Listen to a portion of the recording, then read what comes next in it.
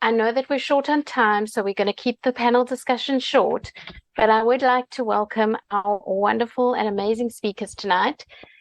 And also to just remind the audience, if you have any questions, pop your questions into the chat.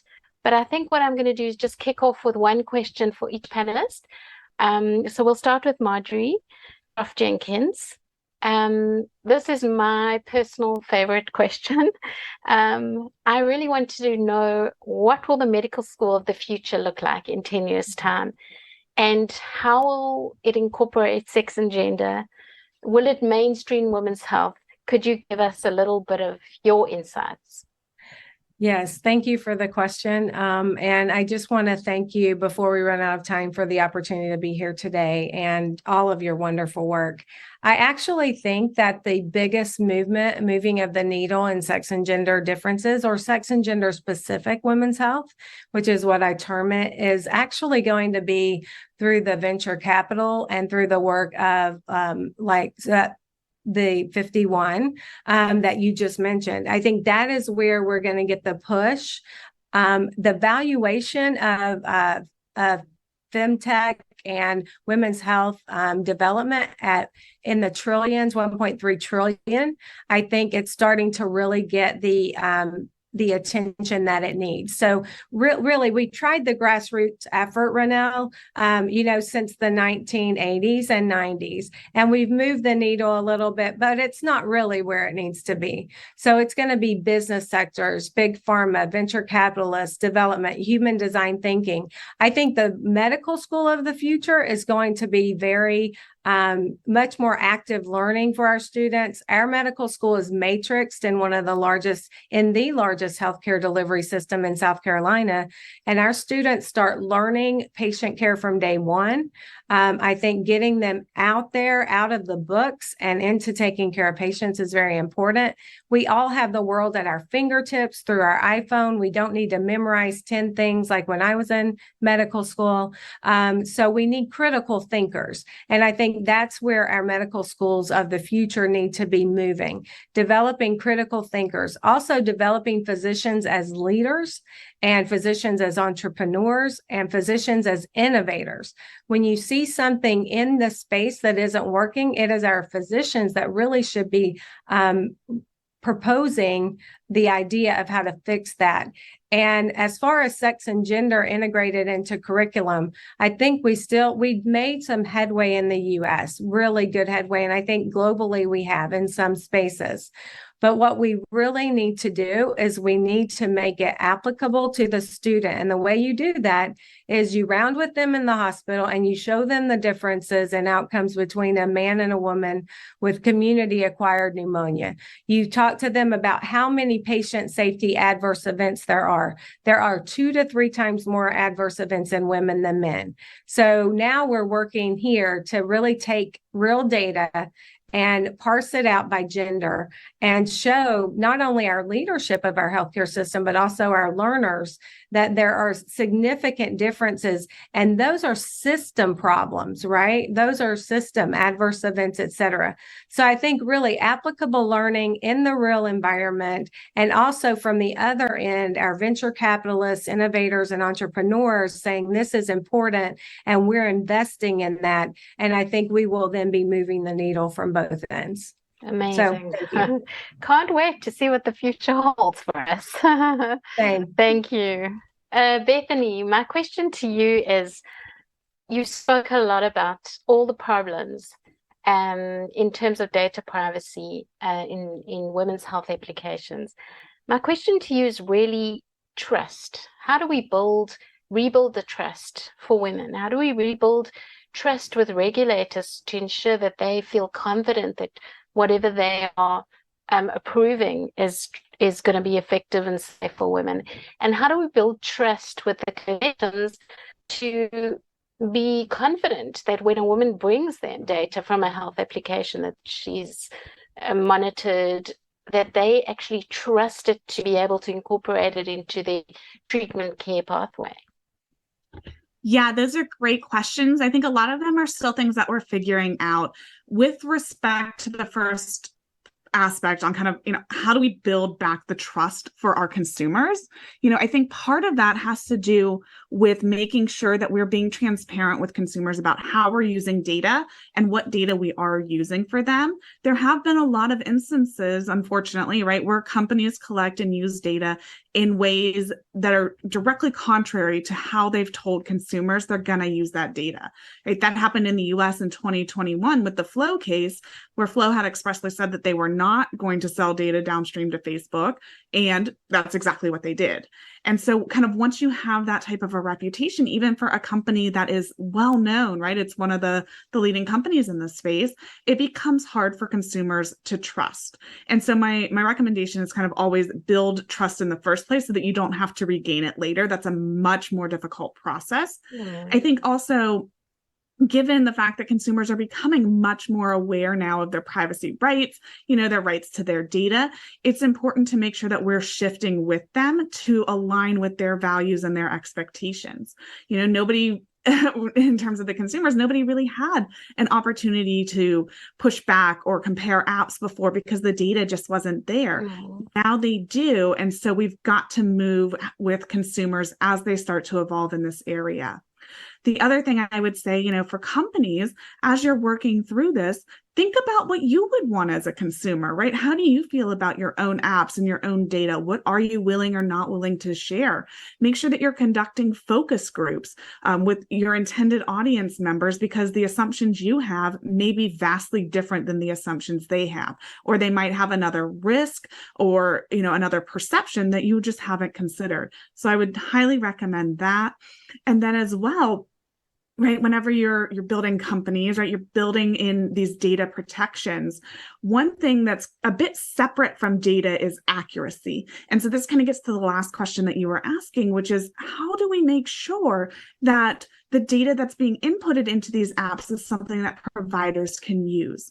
And part of that comes down to accuracy, right? The data that you're inputting and the algorithmic predictions you're getting, it all has to be accurate. So first, we've got to be incentivizing individuals to put in the correct data. Right now, given the sensitive nature of the data, given that some individuals don't want to give you all of that data, there are a lot of instances where women, quote unquote, fudge the data. And so they'll give you the aspects that they think you need to get to the algorithmic prediction, but they might fudge around the edges. And so that can also lead to some negative consequences, because a lot of femtech companies have partnerships with research institutions downstream, and then that data is being used to impact and inform long-term women's health research. So I think there's also got to be a separate emphasis and focus on accuracy for femtech products. And I know in the US, a lot of femtech products fall within the regulatory gaps if they're not considered medical devices. So that's also something we really need to be thinking about, and maybe changing the way in which we're regulating devices that are out there. Amazing. Wow. Lots and lots to think about. I'm going to switch over to Michal and Michal and just ask you perhaps quite a hard question, but how do we actually bring more people into the women's health ecosystem together to innovate through design thinking? And why is design thinking so ideally suited towards women's health? And we actually have a question from the audience. A founder of a health tech startup and also an experience-centered design enthusiast mention a little bit more about the ways we can collaborate and contribute in design thinking process through Impact 51. Okay, so thank you for this, Ronell. I actually feel like both Bethany and Professor Jenkins refer to relevant aspects of how to get more people on board, and this issue of really getting all the players involved. I think that today, when we speak about design in women's health, we really need to talk about human-centered design. That's the main point. And getting as many players involved means that we need to go to the field. We need to speak with people. We need to have hospitals, HMOs in the case of Israel, or insurance companies in the States. We need to have patient organizations, and we need to have the patients themselves.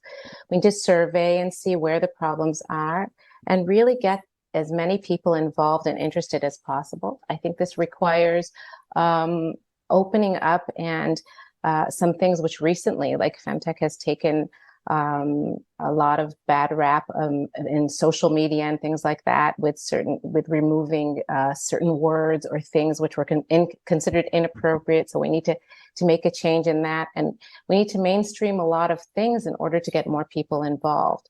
And the truth is that design thinking is just one tool. It's one tool for creativity. I think the main point is problem-led innovation. It's actually starting with the real problems that real people have and solving for that. And that's what we've been doing in the past few months with Impact Up 51, really defining menopause challenges that women have. And some of them that are considered taboo, and some of the examples that we gave, like with the bread exam in certain countries, that cultural taboo and how might we overcome that, et cetera. Those are things that we hope to address as well, so that we make sure that all these issues become mainstream. I would add to that sometimes the word of medicine, and also the women, we forget that we have life before and after the period of fertility and childbirth, and that even if our lifespan is longer, we deserve a quality of life. And I hope that initiatives such as Impact 51 and others, of course, together we will be able to direct innovation and resources to solve those unmet needs and challenges. My insights in that matter is that innovating for women's health requires, just as Michal said, problem-led innovation, which in turn requires, yesterday we've participated in a conference and they spoke about quantum collaboration, and it takes also in the women's health segment. But the truth is that I'm optimistic, because together I'm certain that we can do it. If we will be oriented towards innovation that is driven by purpose and desire to make an impact on women's health, we can create definitely a global solution hub. Great. Michal, Sela, I'm going to move to you. What are the main challenges to integrate gender into health tech? I think we've discussed the issue that sex is a biological variable that's a little bit easier for people to get their heads around, but gender is really something that's not that well understood. So thanks, Ronell, for this question. I think that the major challenge is really the confusion between what is sex and what is gender. And Majorie, you actually touched it in your talk about feminine and masculine behaviors. Very often researchers, innovators, and the public, they just use it as synonyms. However, sex and gender are not the same thing, even though they have both clinical significance.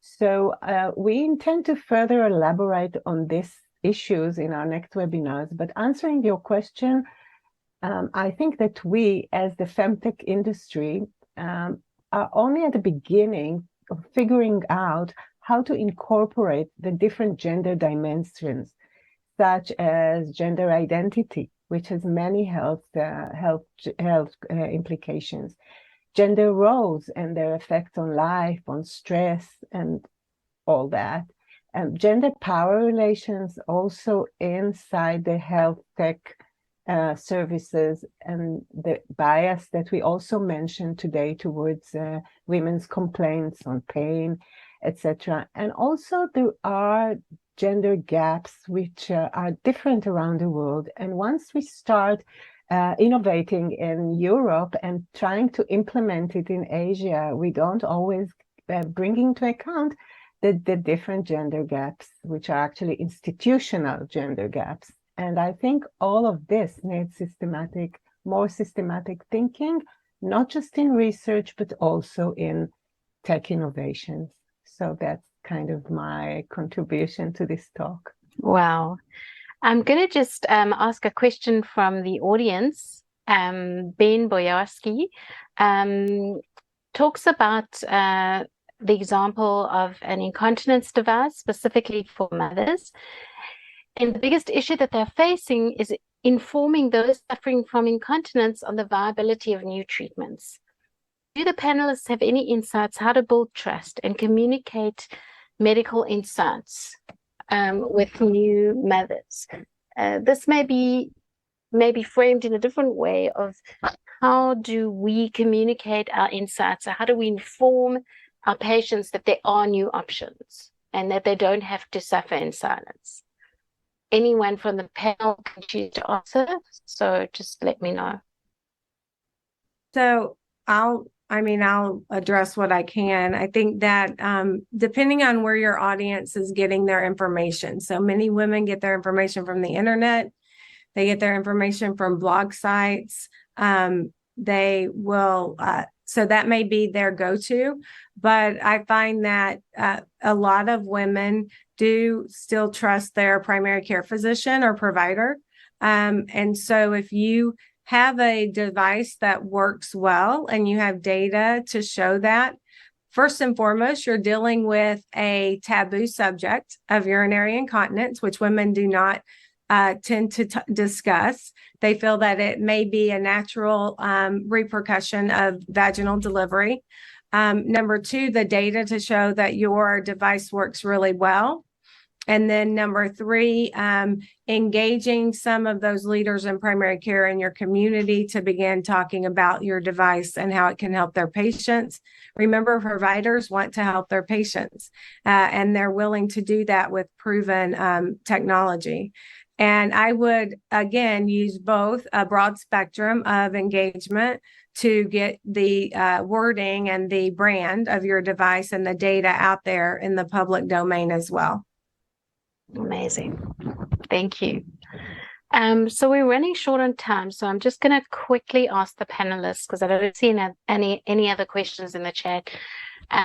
Your vision in one sentence for women's health in 5 years' time. Can we start with Michal Sela? Well, my vision is to have, special clinics for, let's say we talked about menopause. I would really love to see menopause clinics, and I would love to see more specialists in different disciplines that actually understand the difference in women's neurology, women's nephrology, whatever. I mean, this is now is so lacking. Amazing. Bethany, can I ask you to come in next? Sure. My vision for women's health in 5 years is that we have much more of a balance and equality so that women's health needs are taken seriously, and that women don't have to suffer the same illnesses in silence and feeling like they don't have anyone that they can reach out to discuss it, and just thinking that it's normal when it's something that should be taken seriously by the medical community. Amazing. Michal and Michal. Michal Shalem.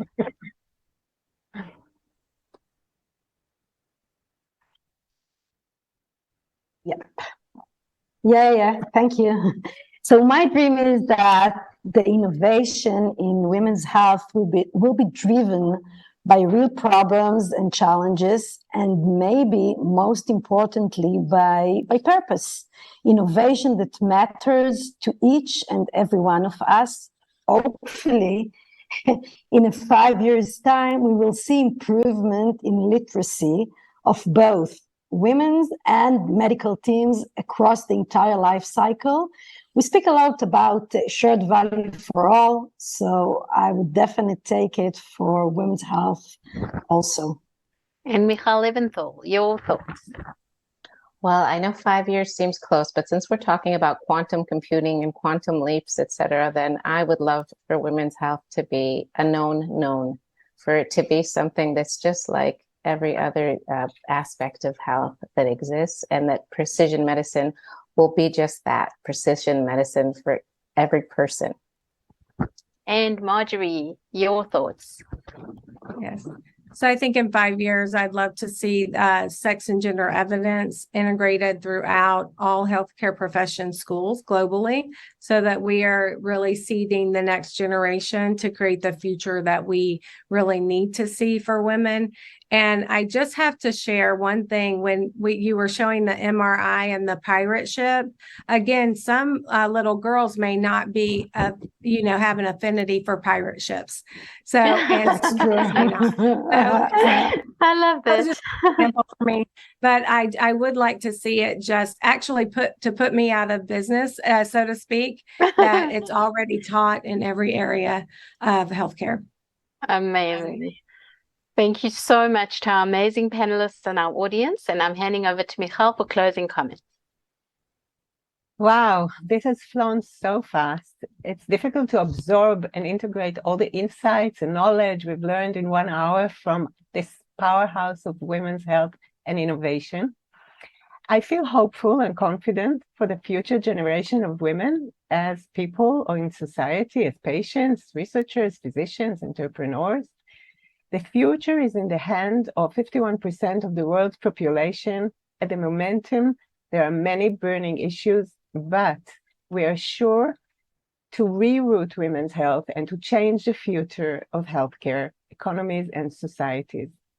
We would like also to thank our board of directors for their dedication, innovative ideas, and constant support. And of course, our production manager, Itai Filiba from Video Captain, who always ensure a smooth and professional webinar, helping brands create appealing live streams. So thank you, and you're welcome to contact us through our website.